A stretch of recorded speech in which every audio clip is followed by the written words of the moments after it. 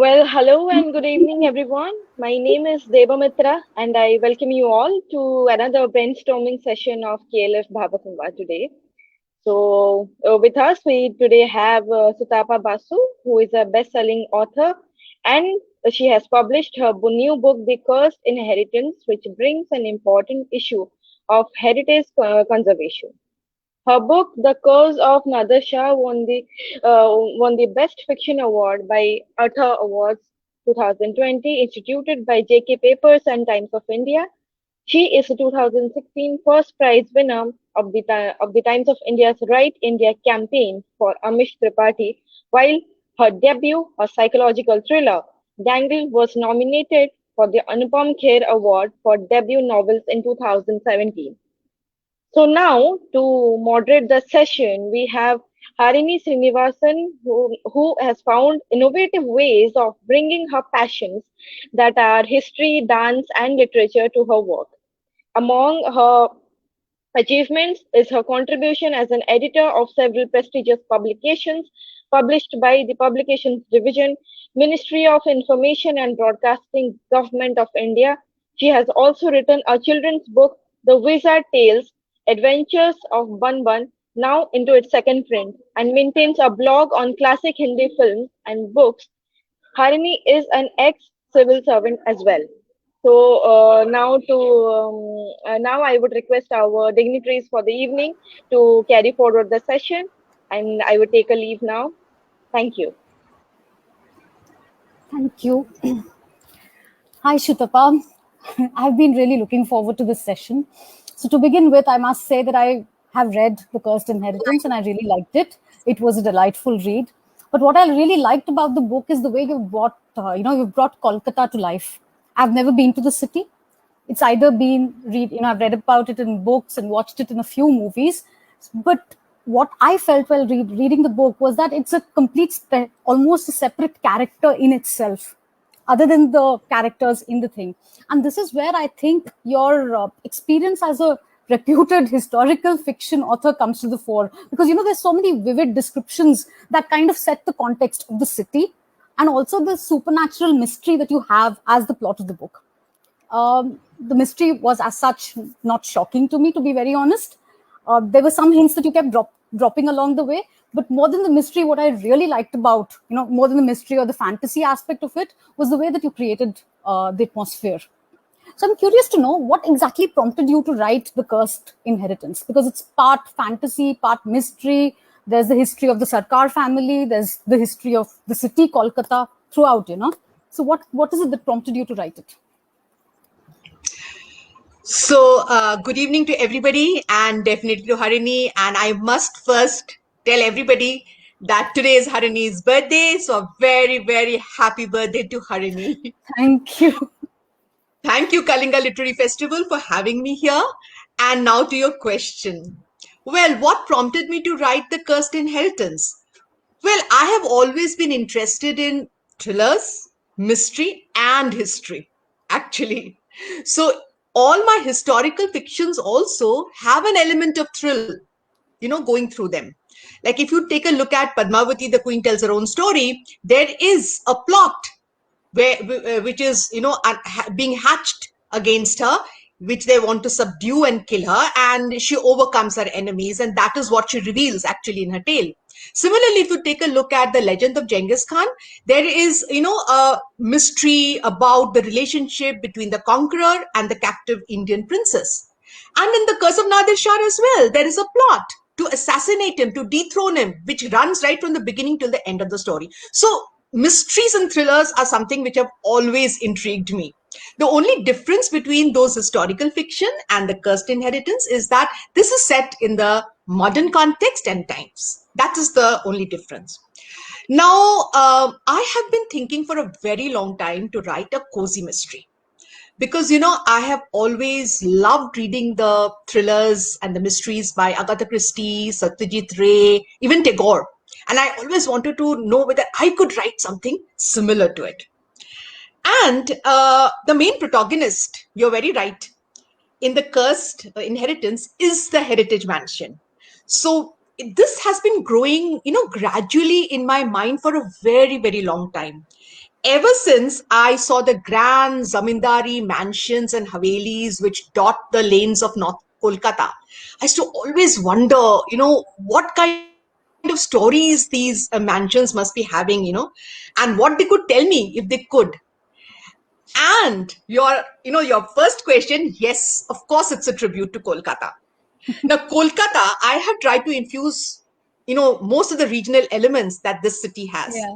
And Kolkata is a city which enjoys and loves, the joys of food, adda, theater, and, just being emotional. How can it not inspire a writer? In fact, stories abound in Kolkata, on street corners, in busy markets, on the trams and in the buses, in the parks, in old mansions, and even in modern apartments. Stories actually come searching for you in Kolkata. All you have to do is just be still, listen, and observe.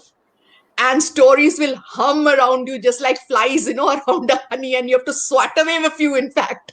And that is what Kolkata is. Anywhere you go, you will hear, all kinds of interesting anecdotes, around you. So Kolkata is a place of stories, basically. And that is what I tried to sort of, bring out in the Cursed Inheritance.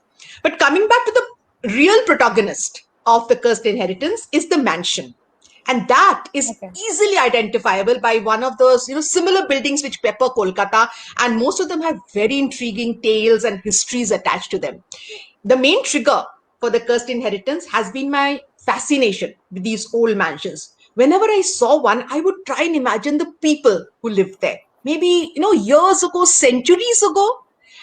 And then I would wonder what secrets could be there, and maybe there could be hidden treasures inside it. So I used to always keep thinking about this, and for a very long time, I wanted to weave a story around this fantasy mansions of mine. And now it's come out in the Cursed Inheritance with all its magic. Yeah. No, it's interesting that you mentioned, thing that you said about stories, abound in Calcutta and they buzz around you like flies, Now that I feel is a thing that's common to India. When I talk about India, Absolutely. I'm not talking about Gurgaon or Delhi and its malls. I'm talking about India, different cities, no matter where you go, all these mansions and, all these places, you just go. There are so many stories that you can kind of listen to. Now, I know that heritage conservation is something that you are really interested in. I totally agree. Yeah. Do you plan to kind of, you've written The Cursed Inheritance, that's Kolkata. Do you plan to now write similar stories, probably set it in and around other parts of India? Or are you just going to focus on Kolkata and you have other stories in this genre?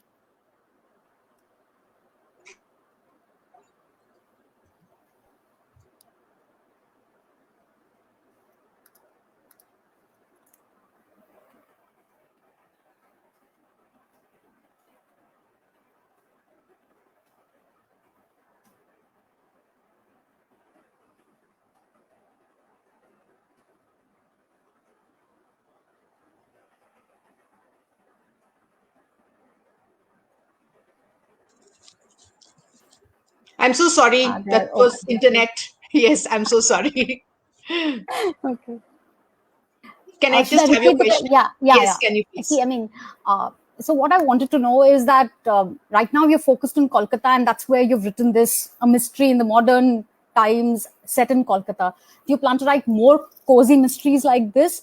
And are they going to be based in Kolkata itself, or do you plan to, expand this thing to pan India, some other place like, say, Vadodara or, Bombay or anywhere actually?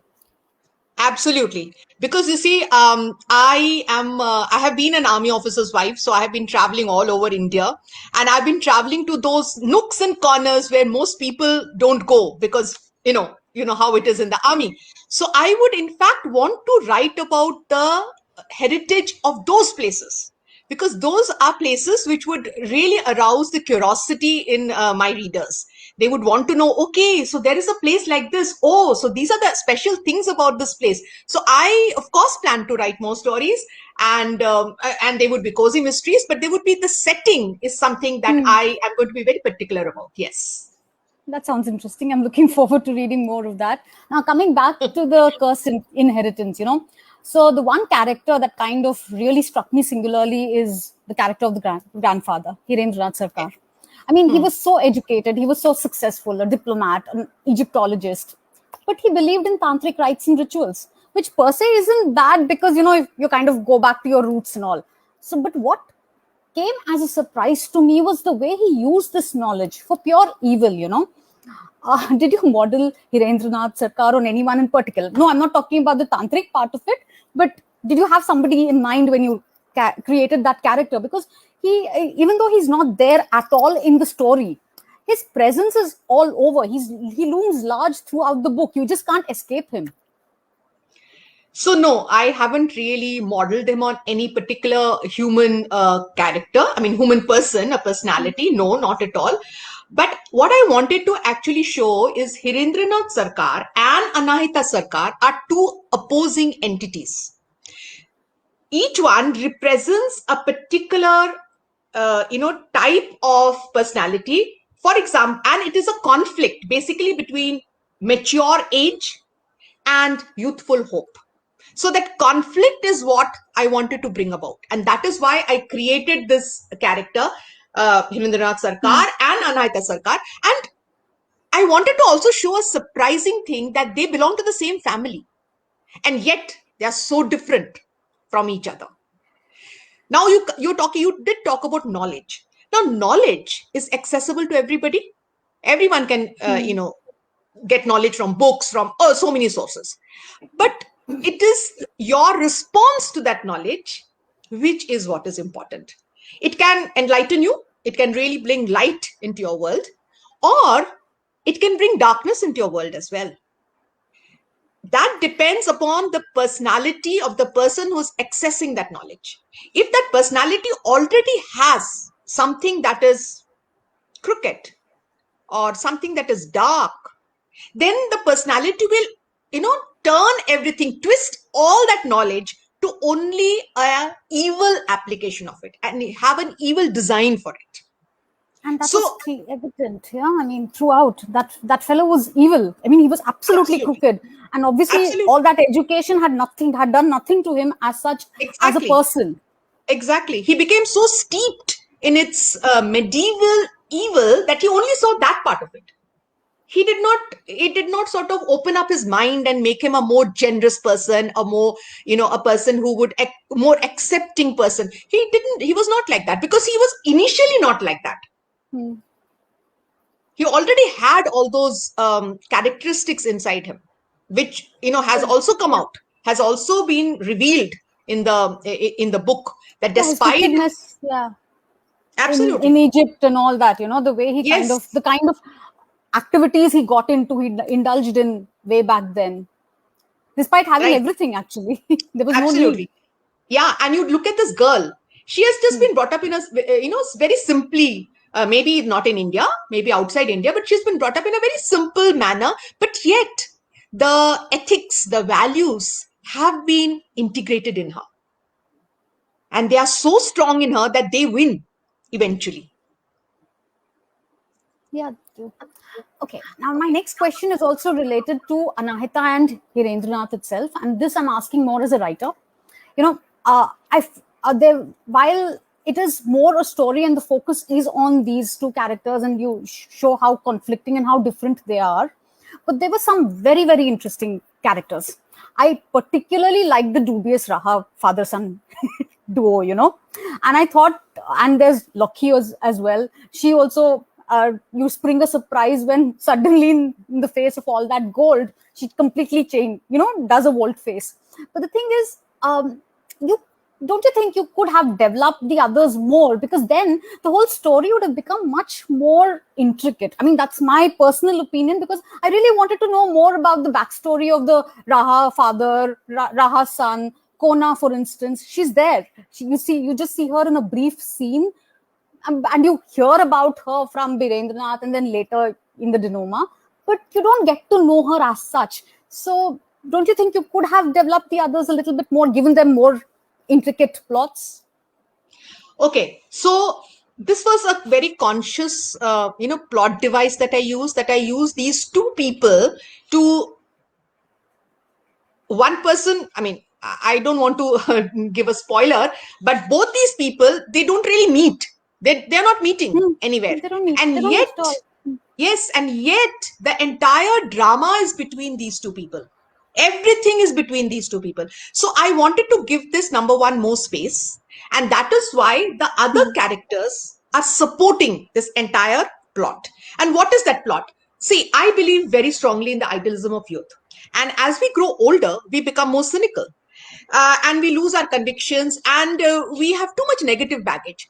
So young people, they retain their values, their beliefs, they have a positive approach towards all problems. And I will always root for that youthful outlook which says, if you are good, then everyone will be good with you. And I don't agree with this bitter pessimism of age. So I wanted to bring that out, that young people have the courage to go out and change the world. Older people don't want to change the world. They want it to run the way it does. And there is this constant universal conflict between these two, thought processes, between an ethical younger generation and an older immoral generation. And that is what I wanted it to come out even more through this story. Now, when you say that, why did I not come out with the backstories of the other characters in the story? First and foremost, they were playing a supporting role to this entire plot that was happening. Secondly, a cozy mystery needs pace. It needs speed. Now, if I start delving into the backstories of the other characters, I felt that the story might drag. It might become slow. So I wanted to keep the reader at the edge of the chair, constantly build suspense, and then bring it to a absolute, thrill, a twist. This is what I wanted to do. And I wanted the plot to move quickly. So that was also one of the reasons why I did not expand so much on the backstories of the supporting characters, I would call it. Makes sense. I love reading sagas, so I was looking for something else to happen out there. And I wanted all these. Yeah, exactly. Okay. Now that you just mentioned that you had the plot in hand and whatever plot you wanted to show, and you kind of wrote all this on purpose. Now, how do you actually, as a writer, when you start writing, do you have what are you? Are you a plotter? Are you a pantser? How does that work? So you have is it always like this, that you know exactly what you're going to show in the story and then you write, or you develop it as it comes along? Right. So as I told you, first and foremost, the trigger was the mansion. Okay. And the stories that I imagined the mansion would have. So yes, for this book, yes, the premise or the plot came first, and then the characters fell in place.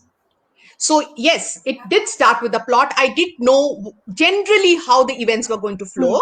And of course, the details fall when you start writing, and the entire thing builds up as you write. So yes, but the plot was important, and the plot had to be related to that mansion. I don't know if you noticed that there were times when the mansion seemed to be speaking.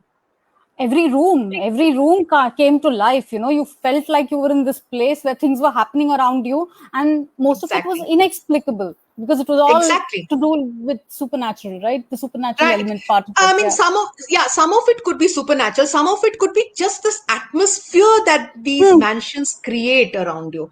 Because, Harini, with so many people over the years living in those mansions, I don't know, this is a belief I have. Everybody may not agree with me, but I always feel that the stories of all these people, or the emotions that these people felt, have been left in the stones. The vibes, right? I mean, you get those vibes when you go to a place. The vibes are there, exactly. Yes. It happens with any old place, basically, any monument. Absolutely. Yeah. So those vibes are the ones which are speaking, actually, and creating that environment, creating that atmosphere. And that was actually my first premise. I wanted that heritage mansion to, speak out, to tell its tales, to tell its story, to create that atmosphere. And you've done that very well, because as I told you, that was what I really liked the most. The atmosphere had been completely created. So more than this mystery part of it, it was just that you felt that you were drawn into this mansion in Kolkata. And that was my intention. So thank you so much. Okay. Another question related to writing. I mean, you know, that writing any book involves a lot of research, and I'm not talking about historical fiction. It could be I mean, I had written a rom-com some time back, and I remember my character had to go from one point A in Bangalore to point B in Bangalore, and I had to research on how much time it takes, you know, how will the character go from that place to this place. So how much and what kind of research was involved when you wrote this book? I mean, I know you wanted to create, you know, set this whole story in the mansion as you just mentioned, but did you have to research on these mansions, or was it something that you were familiar with from beginning? You kind of knew it and you just brought it out. What kind of research was involved then? Well, some of it was familiarity, but I cannot only depend upon my familiarity. I needed to research. So I did do a lot of research on these heritage mansions, or the mansions that are there in Kolkata, the stories that are there in it. And, you know, one of my, one of my enduring images, enduring stories that have always remained in my mind is the story of Sahib Bibi aur Ghulam. I don't know whether you watched the film, I have. you know, yeah. So try to imagine that mansion. Well, that mansion has always remained in my imagination. So, but still, I needed to research. I needed to find out the stories of families who have lived in these mansions. What are the stories of the mansions themselves? I had to definitely research. Not just that. If you notice, there are a lot of other elements that are there in this story. So I had to do my research on, for example, the Egyptian lore. Well, I have been lucky to visit Egypt. So a lot of my tours of the pyramids and the tombs of the kings of Egypt have, you know, created the Egyptian element in that, but I still had to research. At the same time, I had to research about the regional customs. I had to research about the tantric customs, the mythology behind it all that. Of course, I had to research on that. And finally, I had to also find out how the genre of cozy mystery proceeds, because there are certain parameters to this genre and I needed to adhere to those. So I had to, you know, make sure that the cozy mystery tale needs to evoke an old world charm where the past and the present merge. And so it is in a closed setting. Yes. And it's in a closed setting. Yeah. Absolutely. Absolutely. So these are the things that I had to keep in mind when I was writing The Cursed Inheritance. So was this mansion based on a real mansion that exists in Kolkata right now, or amalgamation of a lot of, you know, I mean, amalgamation. As I said, this mansion has been growing in my imagination for a very long time. So it has been an amalgamation. Maybe there's a mansion which looks like this, but maybe not. Okay. Again, another question related to research. I mean, my book, The Curse of Anuganga, it's actually set in the Gupta period. And its sequel that I'm working on, thank you. And the sequel I'm working on also is in the same period, but in a different city. Now, every day, I mean, I love the research part of writing, actually. So there's so much new information that keeps coming my way. I'll end up spending too much time getting lost in the research than actually getting back to writing. So my biggest challenge has always been to stay focused on the plot and keep all these unnecessary irrelevant details that keep popping up, which make for good trivia and interesting reading, but they don't really fit in your story, right? So how do you find the balance? Because how much history do you include? Because obviously the research part would have generated a lot of historical information for you to tap into. And how do you manage to kind of not get lost in the reading and come back to the actual writing? Right. And you're absolutely right, especially when you're writing historical fiction. But like I said, for every book, and like you also agree, for every book, we need to research. We have to research. And when we research, yes, there's so much that comes out, so much information, so many details that come out. So we have to, yes, you're right. When I started also researching and writing my books, I had the same problem. I would get immersed into all those details and wonder, okay, why can't I put this inside? Why can't I add that? Right. But the thing is that we need to, discipline our own selves. We have to focus on the plot that we have decided for our book. And then we just pick up those details of research, which make the symmetry with our plot, and only retain those, and just learn to keep the rest aside for a nice read sometimes, but that's it, right? In fact, I will admit to you that when I've written many of my historical fictions, in the second and third draft, I have removed anecdotes. I have removed details that I had put in because I found them so interesting and intriguing. But then I realized that this is not really a part of the plot, and what I'm doing is I am creating a distraction for the reader, Yeah, a which I don't digression want for to the do. reader. Yeah, which Yeah, you don't want to digression. do. Yes, which I don't want to do. So I have removed those. One thing, Harini, that I do usually is I keep all those anecdotes. I keep all those photographs because when I remember when I went to Chittorgarh for when I was researching for Padmavati, I went to Chittorgarh, and that fortress it influenced me so much emotionally that it was difficult, in fact, to keep away those emotional feelings that I had when I had gone to that fortress, seen her lake palace, seen the tunnel where she was supposedly had committed her johar. So but I had to be very, I had to discipline myself, I had to be very strict with myself and keep those out, and go along with the actual story. But I will say that I don't know whether you've read it, but the entire story is the protagonist is moving through the fort. Now, I actually moved through the fort, so I knew exactly what she would see on the way. So it was important for me. Being there was very important for me for that book. But what I do is I had taken a lot of photographs. So those photographs, the anecdotes that I heard, so many myths you hear, all that I kept somewhere. I filed it all somewhere. So when I was promoting the book, so for my That's marketing when it's kind of, posts, yeah, I started using this. So makes you can sense. use them actually because they are intriguing tidbits, and they might, intrigue the people who will read your post to go to the book then. So point it to the indicate. My challenge, to be honest, right now is that I had a plot for my sequel, and I researched. The plot is changed basically. So my problem is Absolutely, to that stick to happens. stick to No, the you plot. And can. Yeah, but Harini, tell me something. Doesn't that always happen? You may it start off does. with a You certain start off with structure. the structure, and it Yes, suddenly goes somewhere else. absolutely, absolutely. So it's all right. I mean, if you have discovered something and you felt that I think my plot should move that way to include that because that is more intriguing, what's wrong with that? I think it Nothing will make a wrong. better book. It's just probably, and at least I'm enjoying writing it, but it's just taking that much longer because here is this entire two sections that were nowhere in the picture to begin with. Right. So I think the time will be well spent because we readers will enjoy it. We are the ones who are going to profit from the time that you're going to spend on it. Okay, coming back to, I mean, as you know, writing isn't a profession that is very paying. So most of Mhm. us have to take up other professional assignments while being a writer. And I think I've asked you this before when we've spoken. How do you manage to achieve such a fine balance? You have professional commitments, you have home, and you still are so prolific as an author. So this is the you like, know so it's no secret, but the thing is that writing is a occupation or an activity which actually energizes me. It is my island of calm among all the chaos. So for me, writing is oxygen, and I cannot my daily life. I need few puffs of it every day. That is what writing is to me. So whatever may be my other commitments, I must write every day.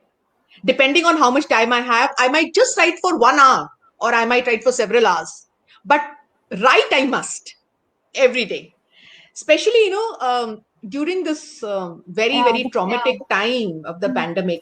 In fact, writing was the escape from all my anxieties, from all the grief, the all the sorrows of hearing all this bad news around me. It calmed me down, it helped me to introspect, it helped me to balance, create a emotional balance inside me. It gave me some amount of contentment. So when we talk about work-life balance, for me, life is writing. Everything else is work. oh, that's So so cute. No, I mean, of course, I understand. I mean, with your expression, when you say that writing is your island of calm, it was like that for me last year. So I was very prolific. I wrote quite a bit last year. But the last few months, I've just not been able to do. I mean, I've it's tried, been but very I'm bad. sitting in front Yes, of, I know. I've been sitting in front of the computer and I have a plot in mind. I have lots of research done, but nothing is coming out. It's like somewhere I've frozen. So hence this question, so how do you manage to do it? Because this has actually been very difficult. And I've tried to kind of get over the block per se by sitting every day, but it's not working. Harini, I think you just need to give it more time and give yourself more time. Perhaps, yeah, probably. Yeah, maybe just forget about writing and maybe read. Maybe I've done that some, also. I've been reading a lot. But I think you just need to give yourself time. I mean, it's been a very emotional.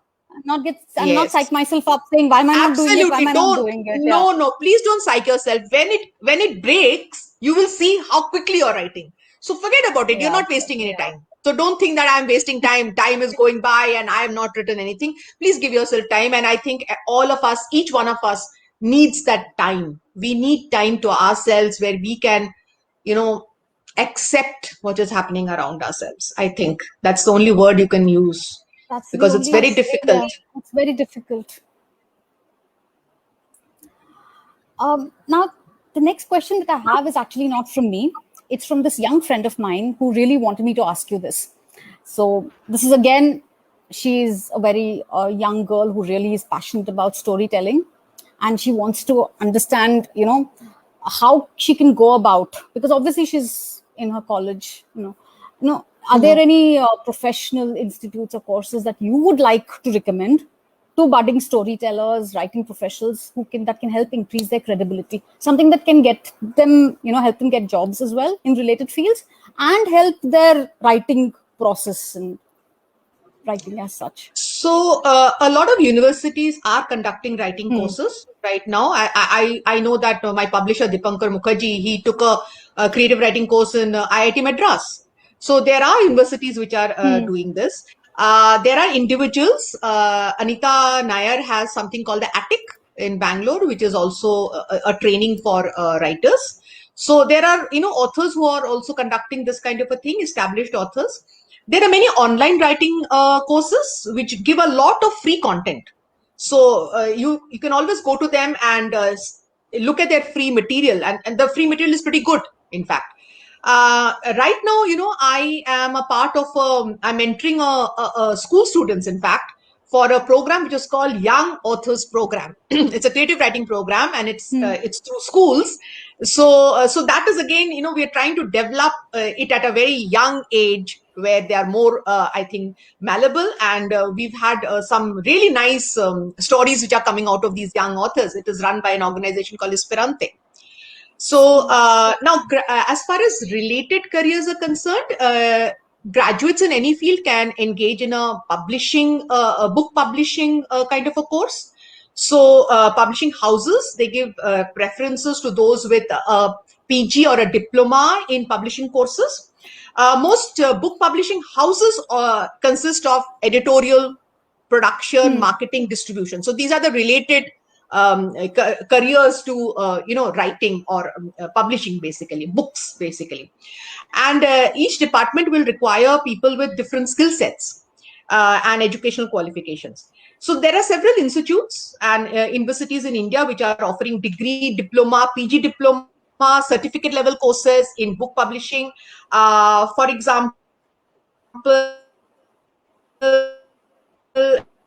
in media and mass communication, these kind of courses which are being offered by publishing institutes like the Institute of Book Publishing, New Delhi, National Book Trust, Delhi, Center for Studies in Book Publishing, University of Calcutta, then Government Institute of Printing Technology, Secunderabad. So there are many institutes. You just got to sort of access them and find out what they are offering and what will suit you. What is it your your skill set, or what is your focus, or what you would like to do.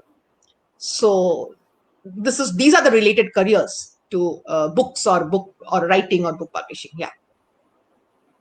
Thank you. That was in detail. I hope she's logged on. She's listened to the answer herself. Okay. So now, Shutapa, what are you working on next? I think your screen has frozen again. I'm sorry, can you please repeat the question? Yeah, sure. What are you working on right now? What's your next book? Can you hear me? Going to be? Yeah, I can hear you. Your voice is breaking a bit, but we can hear you.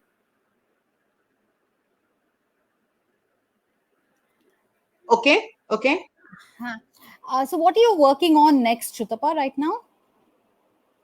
What's Okay. your Will next you book repeat going to be? the question, please? Give me What's your 2 minutes. next book? Yeah, please do. Yeah, please I'll log in just again. Yeah, reconnect. Harini, yeah, just give me sure. 1 Yeah, second. sure.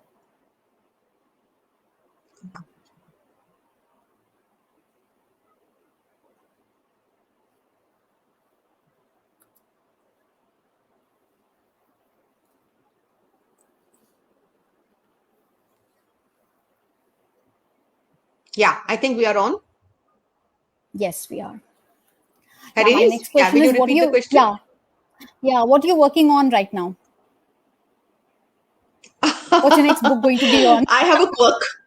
Yeah, I have a quirk, You don't mention what you're which is writing. that I don't talk about the book I'm working on until it is given to the publisher, actually.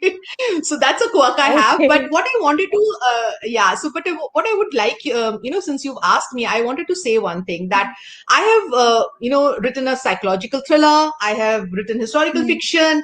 I have written now a cozy mystery. My aspiration is to write as in many genres as I can. I don't want to stick to one genre because I believe that the more I write in different genres, the more I will grow as a writer. Because, every genre has its own features, its own parameters. Like told you about the cozy mystery. So Hmm. I would like to explore that. I would like to exploit my own, art of writing to see whether I can write that and I can write it successfully.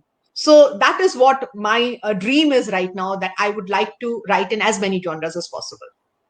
Good luck. I'm looking forward to reading more of your books. We have a few questions right now. There's one from Right. Lipika. Hi, Lipika. She's asking, Hi. during your research, what did you find missing in Indian storytelling, especially in relation to heritage conservation? Lipika, one thing that I do find missing, and which I have tried to make up in the cursed inheritances, heritage is somehow people always think of heritage as as concrete things like architecture, monuments, or paintings, or statues. But that is not all that is heritage. Heritage also resides in abstractions like language, how language moves. It also resides in the kind of cuisine that is eaten, in the customs of a particular region, in the way, even in use of transport, which I have used in the cursed inheritance, because I have shown, I have given a lot of mentions of the handful rickshaws, The handful which is rickshaws, actually yeah. an icon of the city of joy. And so a lot of it is there. In the same way, cuisine. In the cursed inheritance, I have talked about some very, very unusual and intriguing cuisines like the marmlet, and frying a egg sunny side up in a wok. So these are actually very, very typical of Kolkata and Bengal, in fact. I myself, when I had first started living in Kolkata, I was intrigued by this thing. What is this marmlet? And then I realized what it is. It's just an open omelette. That's all it is. But how nicely it's called a marmlet. So similarly, I have also talked about cooking on coal stoves, which is not, I will not say it is only there in West Bengal. Cooking on coal stoves has been there in India for a very, very long time, before all this gas and electric ovens and all this have come. And I think if you listen to our our to our grandparents or what, they will tell you that it is much healthier and much, much more tastier food which is cooked on open coal ovens. So these are also parts of our heritage.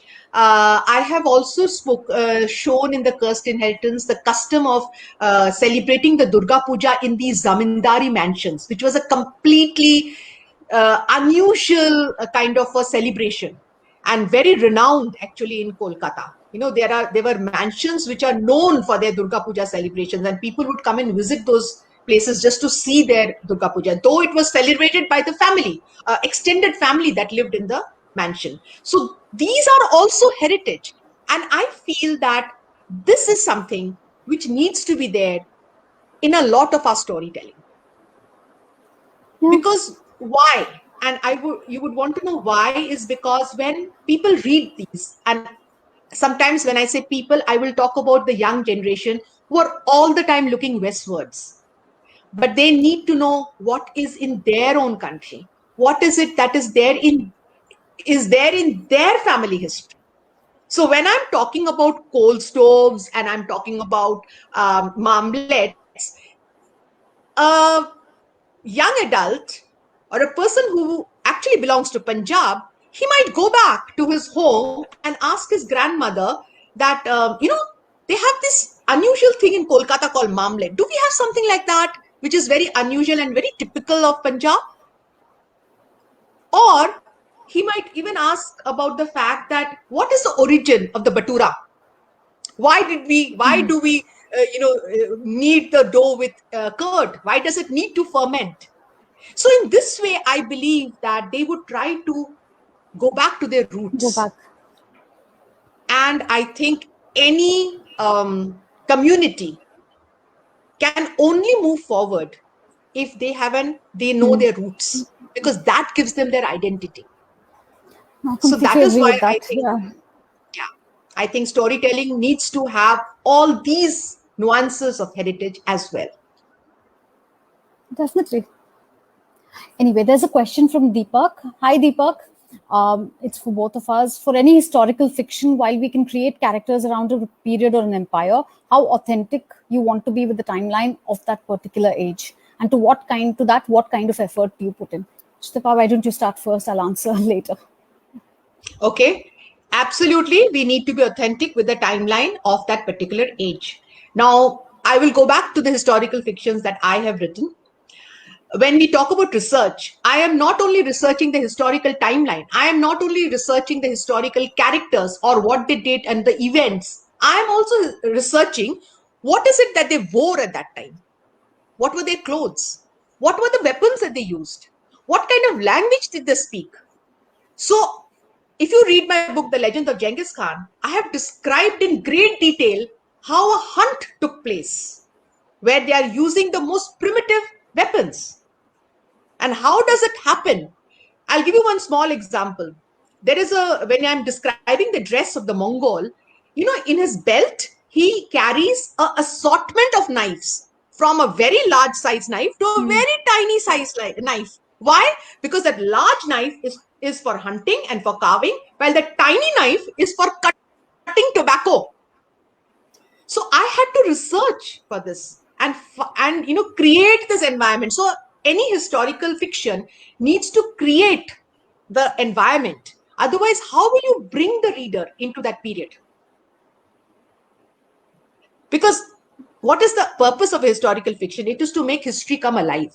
That is at least my aim when I write historical fiction. History must move around you as far as the reader is concerned. How can I do that? I can only do that by transposing the reader into that period. And that can only be done if the reader only sees people talking in that language, people wearing those kind of clothes, people listening to that kind of music. Only then can they feel that they are in that period.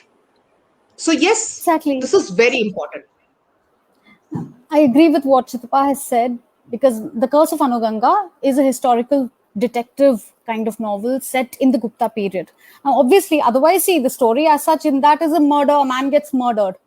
It could very well have been, if I had not gone into the details and the, trying to create that atmosphere, and if I was not authentic to that period, it would just been another murder here in this age. So Right. while researching, so basically, number one, the Gupta period as such hasn't been tackled very much in Indian fiction. If you see, there aren't that many books in that Yes. era. So then, how do you? So, and also because it was so way back in the past, there isn't that much of material available. So I basically sourced any and every book that I could find on that.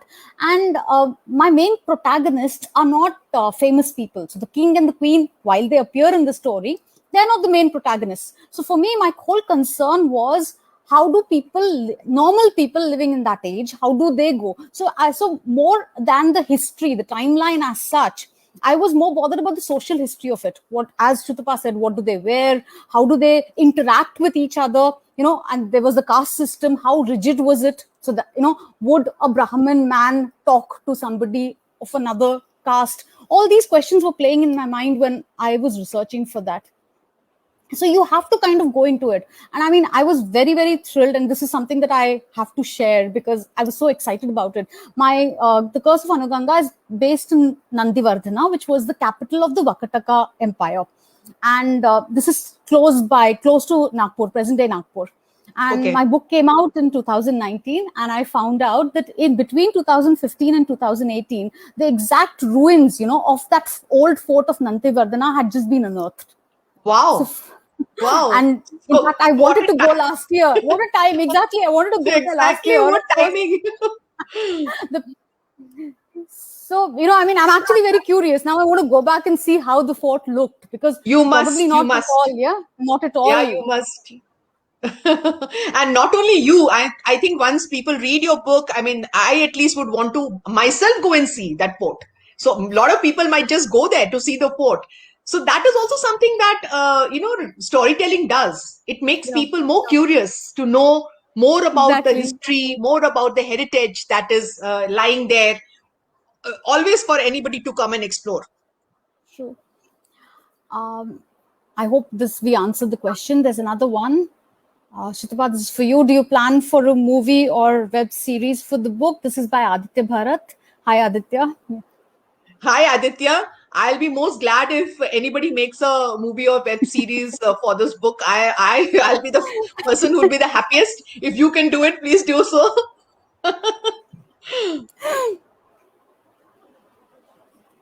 Okay, there's another one by Shitanshu. Hi, Shitanshu. Do you get influenced by real life characters in your writing? Certainly. How is it that we can't?